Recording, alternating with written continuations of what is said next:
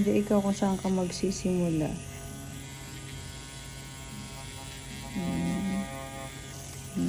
Simulan mo muna.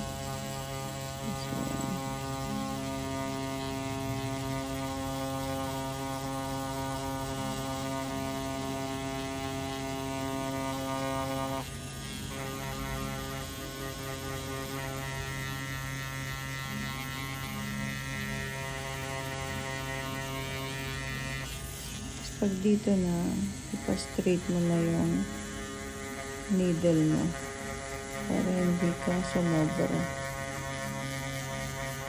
Tapos kahit natabunan na ng ink lahat, tansyahin mo lang, i-doble-doble mo lang. Pati sa lips, doble mo lang. Tansyahin mo lang yung hindi ka lumampas sa outline. Tapos kapag dito, sa tingin mong enough na yung kulay, pwedeng mag-circular ka na. Ganun.